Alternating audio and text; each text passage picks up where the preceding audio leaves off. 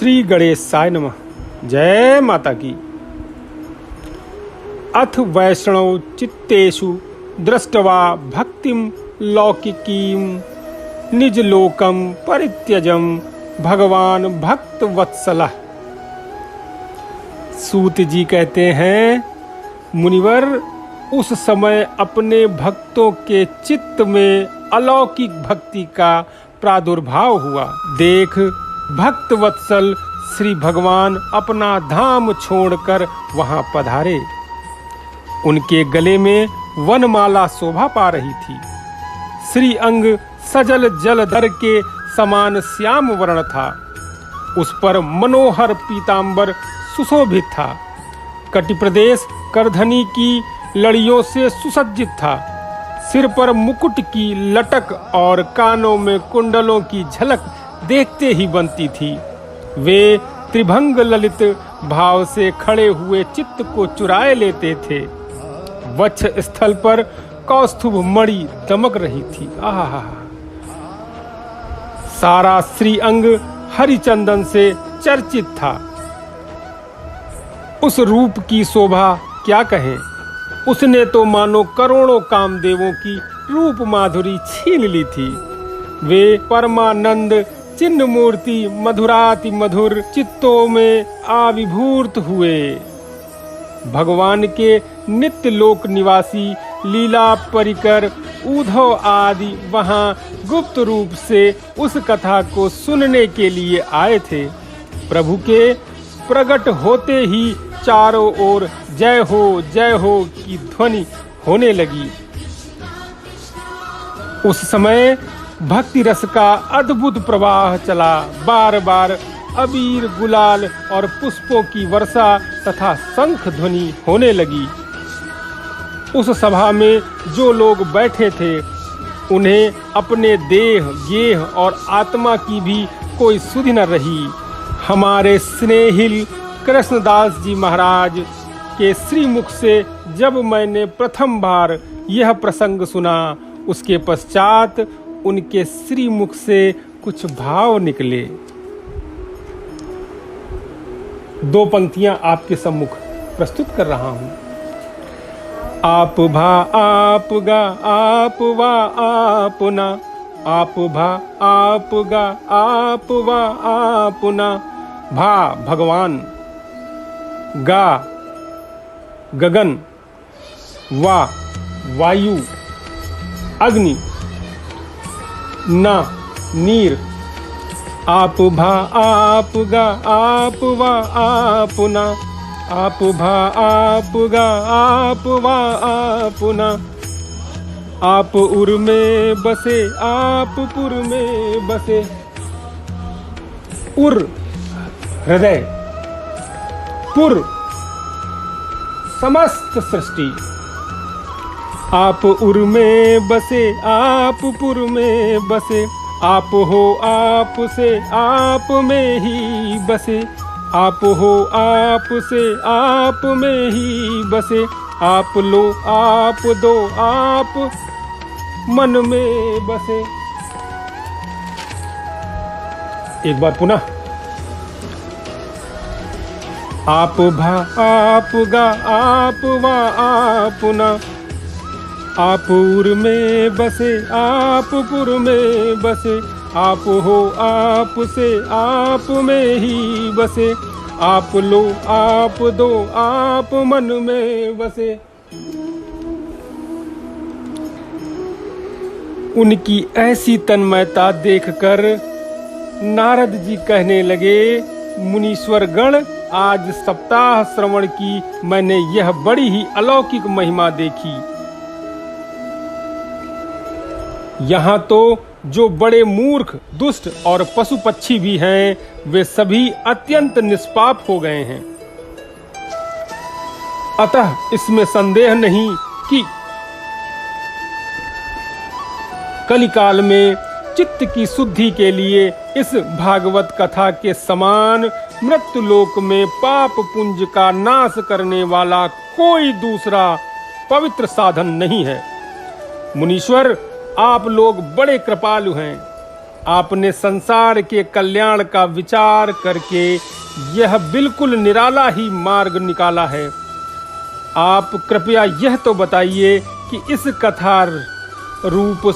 कथा रूप सप्ताह यज्ञ के द्वारा संसार में कौन कौन लोग पवित्र हो जाते हैं। सनकादि ने कहा, जो लोग सदा तरह तरह के पाप किया करते हैं, निरंतर दुराचार में ही तत्पर रहते हैं और उल्टे मार्गों से चलते हैं तथा क्रोध अग्नि से जलते रहने वाले कुटिल और काम परायण हैं, वे सभी इस कलयुग में सप्ताह यज्ञ से पवित्र हो जाते हैं। जो सत्य को त्याग चुके हैं, माता पिता की निंदा करने वाले हैं, तृष्णा के मारे व्याकुल हैं, आश्रम धर्म से रहित हैं, दंभी हैं, दूसरों की उन्नति देखकर कुढ़ने वाले और दूसरों को दुख देने वाले हैं, वे भी कलयुग में सप्ताह यज्ञ से पवित्र हो जाते हैं। जो मदिरा आदि का पान करते हैं, ब्रह्म हत्या, स्वर्ण की चोरी, गुरु स्त्री गमन और विश्वासघात, ये 5 महापाप करने वाले, छल छद्म परायण, क्रूर, पिशाचों के समान निर्दयी, ब्राह्मणों के धन से पुष्ट होने वाले और व्यभिचारी हैं, वे भी कलयुग में सप्ताह यज्ञ से पवित्र हो जाते हैं।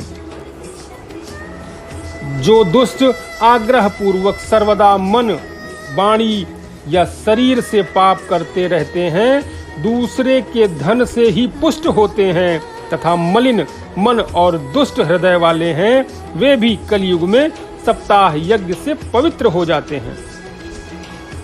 नारद जी, अब हम तुम्हें इन विषयों में एक प्राचीन इतिहास सुनाते हैं। इसके सुनने से ही सब पाप नष्ट हो जाते हैं। पूर्व काल में तुंगभद्रा नदी के तट पर एक अनुपम नगर बसा हुआ था। वहां सभी वर्णों के लोग अपने अपने धर्मों का आचरण करते हुए सत्य और सत्कर्मों में तत्पर रहते थे। उस नगर में समस्त वेदों का विशेषज्ञ और श्रौत कर्मों में निपुण एक आत्मदेव नामक ब्राह्मण रहता था। वह साक्षात दूसरे सूर्य के समान तेजस्वी था। वह धनी होने पर भी भिक्षाजीवी था। उसकी पत्नी धुंधली, कुलीन एवं सुंदरी होने पर भी सदा अपनी बात पर अड़ जाने वाली थी। उसे लोगों की बात करने में सुख मिलता था। स्वभाव था क्रूर, प्रायः कुछ न कुछ बकवाद करती रहती थी। गृह कार्य में निपुण थी, कृपण थी और थी बड़ी झगड़ालू। इस प्रकार ब्राह्मण दंपति प्रेम से अपने घर में रहते और विहार करते थे। उनके पास अर्थ और भोग विलास की सामग्री बहुत थी। घर द्वार भी सुंदर थे, परंतु उससे उन्हें सुख नहीं था। जब अवस्था बहुत ढल गई, तब उन्होंने संतान के लिए तरह तरह के पुण्य कर्म आरंभ किए और वे दीन दुखियों को गौ, पृथ्वी, स्वर्ण और वस्त्रादि दान करने लगे। इस प्रकार धर्म मार्ग में उन्होंने अपना आधा धन समाप्त कर दिया, तो भी उन्हें पुत्र या पुत्री किसी का भी सुख देखने को न मिला। इसलिए अब वो ब्राह्मण बहुत ही चिंतातुर रहने लगा।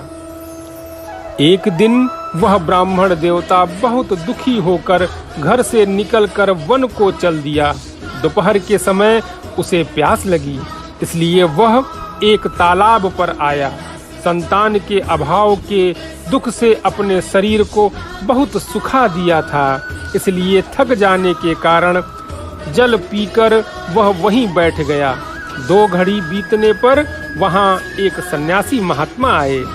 जब ब्राह्मण देवता ने देखा कि वे जल पी चुके हैं, तब वह उनके पास गया और चरणों में नमस्कार करने के बाद सामने खड़े होकर लंबी लंबी सांसें लेने लगा। सन्यासी ने पूछा, कहो ब्राह्मण देवता, रोते क्यों हो? ऐसी तुम्हें क्या भारी चिंता है? तुम जल्दी ही मुझे अपने दुख का कारण बताओ। ब्राह्मण ने कहा, महाराज, मैं अपने पूर्व जन्म के पापों से संचित दुख का क्या वर्णन करूं? अब मेरे पितर मेरे द्वारा दी हुई जंजालाग्नि के जल को अपनी चिंता जनित सांस से कुछ गर्म करके पीते हैं। देवता और ब्राह्मण मेरा दिया हुआ प्रसन्न मन से स्वीकार नहीं करते। संतान के लिए मैं इतना दुखी हो गया हूँ कि मुझे सब सूना ही सूना दिखाई देता है। मैं प्राण त्यागने के लिए यहाँ आया हूँ। संतानहीन जीवन को धिक्कार है, संतानहीन ग्रह को धिक्कार है, संतानहीन धन को धिक्कार है और संतानहीन कुल को धिक्कार है। मैं जिस गाय को पालता हूँ वह भी सर्वथा बांझ ही हो जाती है। जो पेड़ लगाता हूँ उस पर भी फल फूल नहीं लगते। मेरे घर में जो फल आता है वह भी बहुत जल्दी सड़ जाता है। जब मैं ऐसा अभागा और पुत्रहीन हूँ तब फिर इस जीवन को ही रखकर मुझे क्या करना? यूं कहकर वह ब्राह्मण दुख से व्याकुल हो उन सन्यासी महात्मा के पास फूट फूट कर रोने लगा। तब उन यतिवर के हृदय में बड़ी करुणा उत्पन्न हुई। वे योग निष्ठ थे। उन्होंने उसके ललाट की रेखाएं देखकर सारा वृत्तांत जान लिया और फिर उसे विस्तार पूर्वक कहने लगे। सन्यासी ने कहा, ब्राह्मण देवता, इस प्रजा प्राप्ति का मोह त्याग दो। कर्म की गति प्रबल है। विवेक का आश्रय लेकर संसार की वासना छोड़ दो। विप्रवर, सुनो, मैंने इस समय तुम्हारा प्रारब्ध देखकर निश्चय किया है कि 7 जन्म तक तुम्हारे कोई संतान किसी प्रकार नहीं हो सकती। पूर्व काल में राजा सगर एवं अंग को संतान के कारण दुख भोगना पड़ा था। ब्राह्मण, अब तुम कुटुंब की आशा छोड़ दो। संन्यास में ही सब प्रकार का सुख है। ब्राह्मण ने कहा, महात्मा जी, विवेक से मेरा क्या होगा? मुझे तो बलपूर्वक पुत्र दीजिए, नहीं तो मैं आपके सामने ही शोक मूर्छित होकर अपने प्राण त्यागता हूँ। जिसमें पुत्र स्त्री आदि का सुख नहीं है, ऐसा संन्यास तो सर्वथा निरस ही है। लोक में सरस्तो पुत्र पौत्रादि से भरा पूरा गृहस्थाश्रम ही है। ब्राह्मण का ऐसा आग्रह देखकर उन तपोधन ने कहा, विधाता के लेख को मिटाने का हठ करने से राजा चित्रकेतु को बड़ा कष्ट उठाना पड़ा था। इसलिए दैव जिसके उद्योग को कुचल देता है, उस पुरुष के समान तुम्हें भी पुत्र से सुख नहीं मिल सकेगा। तुमने जो बड़ा हट पकड़ रखा है और अर्थी के रूप में तुम मेरे सामने उपस्थित हो, ऐसी दशा में मैं तुमसे क्या कहूँ? जब महात्मा जी ने देखा कि यह किसी प्रकार अपना आग्रह नहीं छोड़ता, तब उन्होंने उसे एक फल देकर कहा, इसे तुम अपनी पत्नी को खिला देना। इससे उसके एक पुत्र होगा। तुम्हारी स्त्री को 1 साल तक सत्य, शौच, सदा, दया, दान और एक समय एक ही अन्न खाने का नियम रखना चाहिए। यदि वो ऐसा करेगी तो बालक बहुत शुद्ध स्वभाव वाला होगा। यूं कहकर वे योगीराज चले गए और ब्राह्मण अपने घर लौट आया। वहां आकर उसने वह फल अपनी स्त्री के हाथ में दे दिया और स्वयं कहीं चला गया। उसकी स्त्री तो कुटिल स्वभाव की थी। वह रो रो कर अपनी एक सखी से कहने लगी, सखी मुझे तो बड़ी चिंता हो गई, मैं तो यह फल नहीं खाऊंगी। फल खाने से गर्भ रहेगा और गर्भ से पेट बढ़ जाएगा, फिर कुछ खाया पिया जाएगा नहीं, इससे मेरी शक्ति क्षीण हो जाएगी।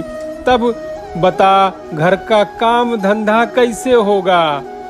और दैववश यदि कहीं गांव से डाकुओं का आक्रमण हो गया तो गर्भिणी स्त्री कैसे भागेगी? यदि सुखदेव जी की तरह यह गर्भ भी पेट में ही रह गया तो इसे बाहर कैसे निकाला जाएगा? और कहीं प्रसव काल के समय वह टेढ़ा हो गया तो फिर प्राणों से भी हाथ धोना पड़ेगा। यूं भी प्रसव के समय बड़ी भयंकर पीड़ा होती है। मैं सुकुमारी भला यह सब कैसे सह सकूंगी? मैं जब दुर्बल पड़ जाऊंगी तब ननद रानी आकर घर का सब माल मत्ता लपेट ले जाएंगी और मुझसे तो सत्य शौचादि नियमों का पालन होना ही कठिन है। जो स्त्री बच्चा जनती है उसे उस बच्चे के लालन पालन में भी बड़ा कष्ट होता है। मेरे विचार में तो बंध्या या विधवा स्त्री ही सुखी है। मन में ऐसे ही तरह तरह के कुतर्क उठने से उसने वह फल नहीं खाया। और जब उसके पति ने पूछा, फल खा लिया प्रिय? तब उसने कह दिया, हाँ खा लिहन है। एक दिन उसकी बहन अपने आप ही उसके घर आई। तब उसने अपनी बहन को सारा वृत्तांत सुनाकर कहा कि मेरे मन में इसकी बड़ी चिंता है। मैं इस दुख के कारण दिनों दिन दुबली हो रही हूँ बहन, मैं क्या करूँ? बहन ने कहा, मेरे पेट में बच्चा है, प्रसव होने पर वह बालक मैं तुम्हें दे दूंगी। तब तक तुम गर्भवती के समान घर में गुप्त रूप से सुख से रहो। तू मेरे पति को कुछ धन दे देगी तो वे तुझे अपना बालक दे देंगे।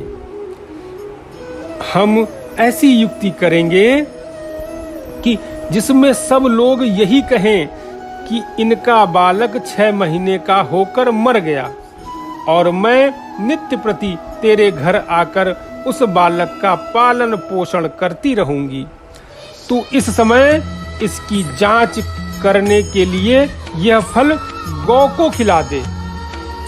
ब्राह्मणी ने स्त्री स्वभाववश जो जो उसकी बहन ने कहा था वैसे ही सब किया। इसके पश्चात समयानुसार जब उस स्त्री के पुत्र हुआ तब उसके पिता ने चुपचाप लाकर उसे धुंधली को दे दिया और उसने आत्मदेव को सूचना दे दी कि मेरे सुखपूर्वक बालक हो गया है। इस प्रकार आत्मदेव के पुत्र हुआ सुनकर सब लोगों को बड़ा आनंद हुआ। ब्राह्मण ने उसका जात कर्म संस्कार करके ब्राह्मणों को दान दिया और उसके द्वार पर गाना बजाना तथा अनेक प्रकार के मांगलिक कृत्य होने लगे। धुंधली ने अपने पति से कहा, मेरे स्तनों में दूध नहीं है, फिर गौ आदि किसी अन्य जीव के दूध से मैं इस बालक का किस प्रकार पालन करूंगी? मेरी बहन को अभी अभी बालक हुआ था, वह मर गया है। उसे बुलाकर अपने यहाँ रख लें तो वह आपके इस बच्चे का पालन पोषण कर लेगी। तब पुत्र की रक्षा के लिए आत्मदेव ने वैसा ही किया और माता धुंधली ने उस बालक का नाम धुंधकारी रखा। इसके बाद 3 महीने बीतने पर उस गौ के भी एक मनुष्य के आकार का बच्चा हुआ। वह सर्वांग सुंदर, दिव्य, निर्मल तथा स्वर्ण की सी कांति वाला था। उसे देखकर ब्राह्मण देवता को बड़ा आनंद हुआ और उसने स्वयं ही उसके सब संस्कार किए। इस समाचार से और सब लोगों को भी बड़ा आश्चर्य हुआ और वे बालक को देखने के लिए आए तथा आपस में कहने लगे, देखो भाई, अब आत्मदेव का कैसा भाग्य उदय हुआ है। कैसे आश्चर्य की बात है कि गौ के भी ऐसा दिव्य रूप बालक उत्पन्न हुआ है। दैव योग से इस गुप्त रहस्य का किसी को भी पता न लगा। आत्मदेव ने उस बालक के गौ के से कान देखकर उसका नाम गोकर्ण रखा। कुछ काल बीतने पर वे दोनों बालक जवान हो गए। उनमें गोकर्ण तो बड़ा पंडित और ज्ञानी हुआ, किंतु धुंधकारी बड़ा ही दुष्ट निकला। स्नान शौचादि ब्राह्मणोचित आचरणों का उसमें नाम भी न था और न खान पान का भी कोई परहेज था। क्रोध उसमें बहुत बढ़ चढ़ कर था। वह बुरी बुरी वस्तुओं का संग्रह किया करता था। मुर्दे के हाथों से छुआया हुआ अन्न भी खा लेता था। दूसरों की चोरी करना और सब लोगों से द्वेष बढ़ाना उसका स्वभाव बन गया था। छिपे छिपे वह दूसरों के घरों में आग लगा देता था। दूसरों के बालकों को खिलाने के लिए गोद में लेता और उन्हें चट कुएं में डाल देता। हिंसा का उसे नशा सा हो गया था। हर समय वो अस्त्र शस्त्र धारण किए रहता और बेचारे अंधे और दीन दुखियों को व्यर्थ तंग करता था। चांडालों से उसका विशेष प्रेम था। बस हाथ में फंदा लिए कुत्तों की टोली के साथ शिकार की टोह में घूमता रहता। वैश्याओं के जाल में फंसकर उसने अपने पिता की सारी संपत्ति नष्ट कर दी। एक दिन माता पिता को मार पीट कर घर के सब बर्तन भाड़े उठा ले गया। इस प्रकार जब सारी संपत्ति स्वाहा हो गई, तब उसका कृपण पिता फूट फूट कर रोने लगा और बोला, इससे तो इसकी माँ का बांझ रहना बहुत ही अच्छा था। कुपुत्र तो बड़ा ही दुष्टदायी होता है। अब मैं क्या करूं? कहाँ रहूं? कहाँ जाऊं? मेरे इस संकट को कौन काटेगा? हाय मेरा दुर्भाग्य! मेरे ऊपर तो बड़ी विपत्ति आ पड़ी है। इस दुख के कारण अवश्य मुझे एक दिन प्राण छोड़ने पड़ेंगे। उसी समय परम ज्ञानी गोकर्ण जी वहां आ गए और उन्होंने पिता को वैराग्य का उपदेश करते हुए बहुत समझाया। वे बोले, पिताजी, यह संसार असार है। यह अत्यंत दुख रूप और मोह में डालने वाला है। पुत्र किसका? धन किसका? स्नेहवान पुरुष रात दिन दीपक के समान जलता रहता है। सुख ना तो इंद्र को है और ना चक्रवर्ती राजा को ही है। सुख तो केवल विरक्त एकांत जीवी मुनि को है। यह मेरा पुत्र है। इस अज्ञान को छोड़ दीजिए। मोह से नरक की प्राप्ति होती है। यह शरीर तो नष्ट होगा ही, इसलिए सब कुछ छोड़कर वन में चले जाइए।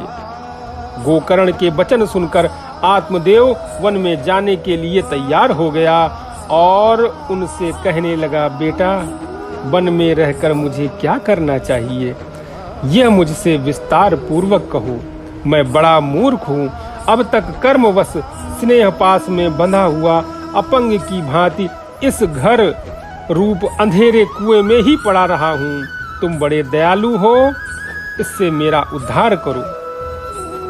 गोकर्ण ने कहा, पिताजी, यह शरीर हड्डी, मांस और रुधिर का पिंड है।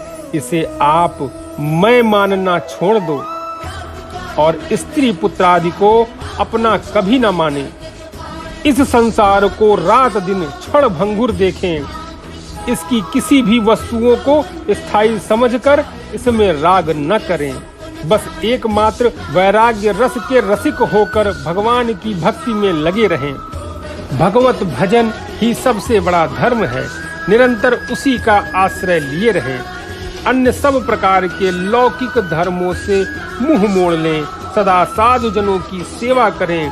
भोगों की लालसा को पास न फटकने दें तथा जल्दी से जल्दी दूसरों के गुण दोषों का विचार करना छोड़कर एकमात्र भगवत सेवा और भगवान की कथाओं के रस का पान करें।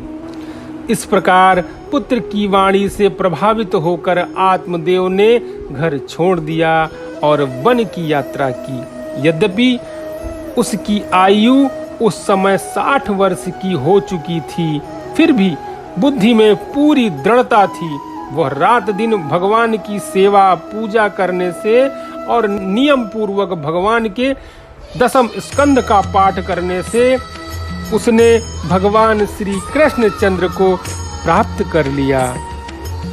श्री पद्म पुराणे उत्तराखंडे श्रीमद् भागवत महात्मने विप्र मोक्षो नाम 4th अध्याय प्रभु के चरणों में अर्पित हुआ। बोलो गोकर्ण महाराज की जय।